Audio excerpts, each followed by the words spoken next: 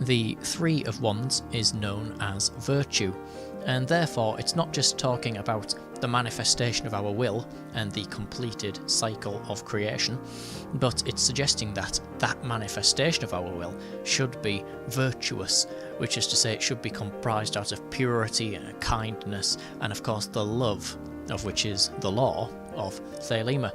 So over on the Rider-Waite deck we can see a simple image of our character once again surveying the horizon, and the wands are very firmly planted below them into the physical world, as if they're right down into the very womb of the earth, so they have manifested.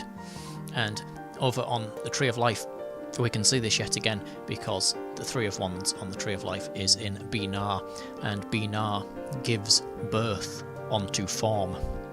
And so if you can imagine Binar taking hold of the things we've had on the previous cards, these energies and these inspirations, and these have turned into a clay, and now it moulds the clay into the final form of which they're actually going to take.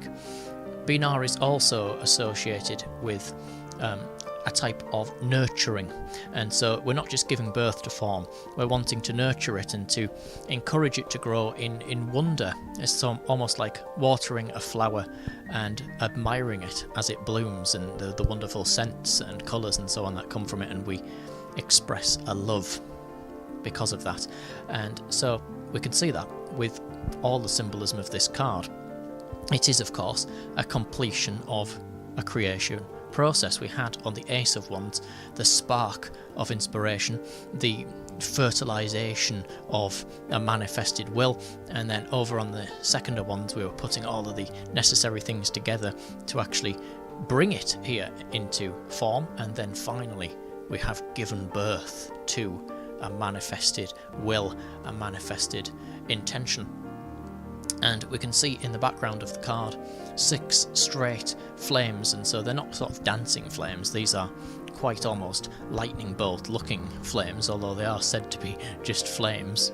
And we've got 6 of them, and so they represent 2 things. Firstly is the influence of the sun, because we're getting that from, we have Aries in the sun upon this card, which we will return to later, and we also have 6 Sephiroth on the Tree of Life, which is Tifereth, and Tifereth returns us to what I was just saying, because Tifereth means glory and splendour, and it's suggested of beauty, of compassion, and of a spiritual wonder in that respect. So we can look at that as bathing our newly born manifestation in the light of the sun, in the light of life, and nurturing it and bringing it up in the wonder of life and all of the good things in the world.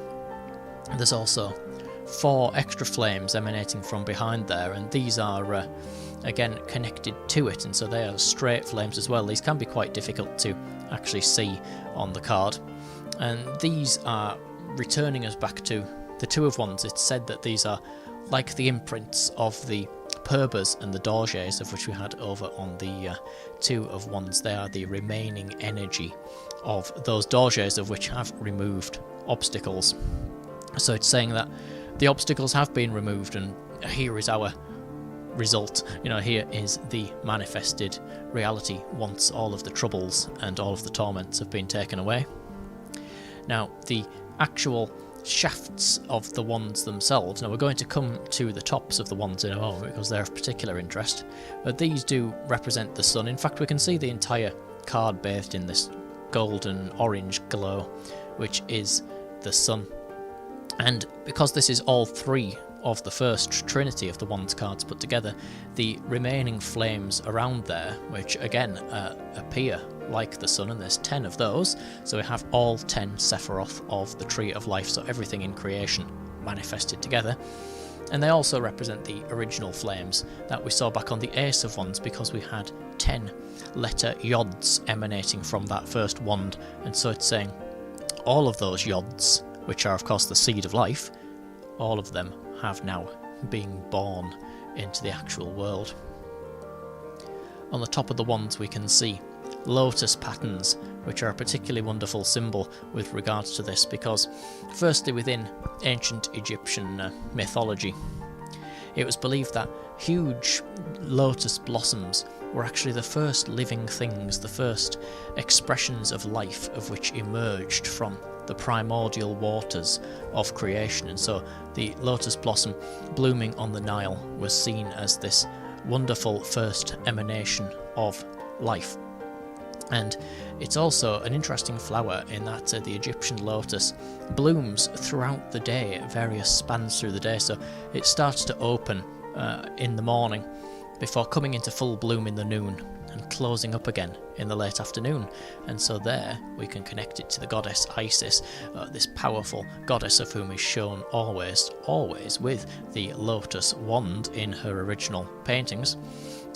And we have those three aspects, the Trinity once again. This case, it's the maiden, the mother and the crone, such as what we see in contemporary paganism. The blooming of the lotus being the inspiration, the full bloom, the mother aspect, that nurturing that we've spoken about, and then the closing back up of it again being the crone aspect, or the winter, and the completion, once again, of another cycle.